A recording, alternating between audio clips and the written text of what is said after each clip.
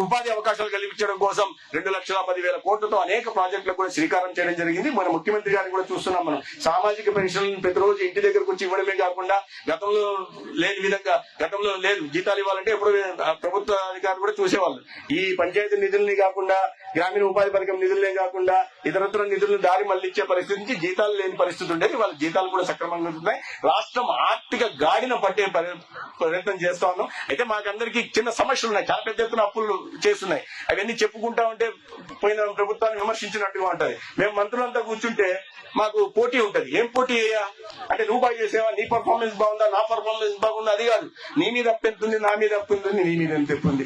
ఆరోగ్య శాఖ మీద ఎంత ఉంది అప్పు అంటే 6,500 కోట్లు. అంటే పక్కనున్న నాదెండ్ల మనోహర్ గారు వచ్చి, ఓ సంతేనా, నేను రైతులు గతంలో చెల్లించాల్సినవి ఎన్ని కలిపి నా దగ్గర 18,000 కోట్ల అప్పు ఉంది నా మంత్రిత్వ శాఖ మీద అంటే, పక్కన నీటిపారుదల శాఖ మంత్రి వచ్చి, ఏంటి మీ ఇద్దరు ఏం మాట్లాడుతున్నారు, నా దగ్గర 19,500 కోట్ల అప్పు ఉందని ఆయన అంటారు. ఇంకొక ఆయన వచ్చి 30,000 కోట్లు అని. మొత్తానికి విద్యుత్ శాఖ మంత్రి వచ్చి గొట్టిపాటి రవికుమార్ గారు, మీరందరు కలిపి కూడా నా అంత అప్పు లేదయ్యా మీకు అన్నాడు. ఎంత అన్నాం, 1,20,000 కోట్లు అయ్యా అన్నాడు. 1,20,000 కోట్లు అది అప్పు ఉంది. సరే, ఇంకొక ఆయన మౌనంగా ఉన్నాడు, నువ్వేం చెప్పట్లేదు అన్నాం. ఆయన రెవెన్యూ శాఖ మంత్రి. నా మీద కూడా నీకేముంది, రెవెన్యూ రావడమే కదా, నీకేముంటది, లేదు మీకు ఉండదు లేని మంత్రి గారు అన్నాం. లేదు మీరు పొరపాటు పడుతున్నారు, మీకు తెలియని విషయం ఒకటి ఉంది.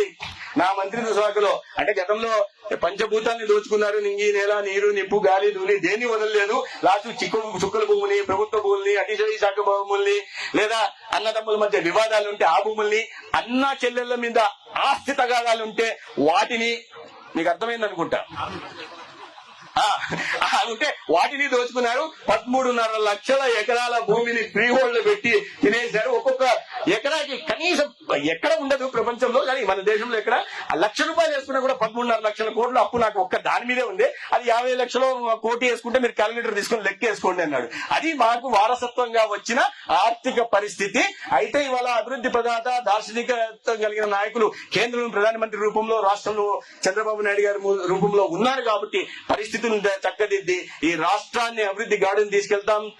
సంక్షేమ పథకాల ఫలాన్ని ఎటువంటి రాజకీయ వివక్ష లేకుండా, నీవాడు నావాడు, ఆ పార్టీకి సంబంధించిన వాడు, ఈ పార్టీకి సంబంధించిన మా ఊరోడి మీ ఊరోడు లేకుండా ఎవరైతే అర్హులు ఉన్నారో ప్రతి ఒక్కరికి అందించే ప్రయత్నం ఖచ్చితంగా చేస్తాం. మీరు ఏ నమ్మకంతో అయితే మమ్మల్ని ఆశీర్వదించి అవకాశం కల్పించారో, రాష్ట్రాన్ని మా చేతుల్లో పెట్టారంటే, కూటమి ప్రభుత్వం చేతుల్లో పెట్టారో, మీ నమ్మకాన్ని వమ్ము చేయకుండా నడుచుకుంటామని మీ అందరికీ తెలియజేసుకుంటూ, ఇవాళ ఈ కార్యక్రమం సందర్భంగా మిమ్మల్ని అందరినీ కలిసే అవకాశం కలిగించినందుకు మిత్రులు శివచంద్రారెడ్డి గారికి ఇంకోసారి, అంటే అత్యంత సంపన్నమైన సర్పంచ్ ఆయన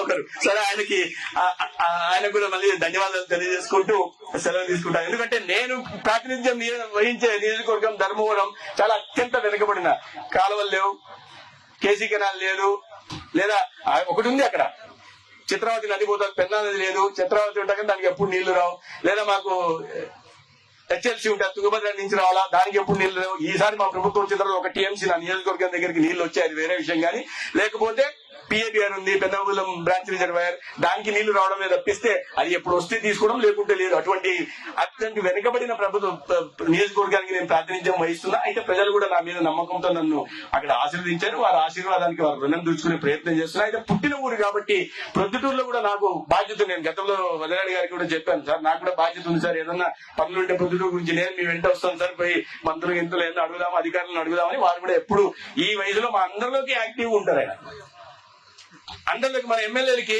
పోటీలు పెడితే అన్నిట్లో పాల్గొంటున్నారు. లాస్ట్ చివరికి వచ్చి ఆ షార్ట్ పుట్ వేస్తారు, దాంట్లో కూడా పాల్గొన్నారు. అంటే ఆయన ఆ వయసులో కూడా మానసికంగా, శారీరకంగా ఎంత ఆరోగ్యవంతంగా ఉన్నారో చూడాలి. దాన్ని స్ఫూర్తిదాయకంగా మనం అందరం తీసుకోవాలి. మరొక్కసారి మీ అందరినీ కలిసినందుకు సంతోషంగా ఉంది. ధన్యవాదాలు తెలుసుకుని సెలవు తీసుకుంటాను.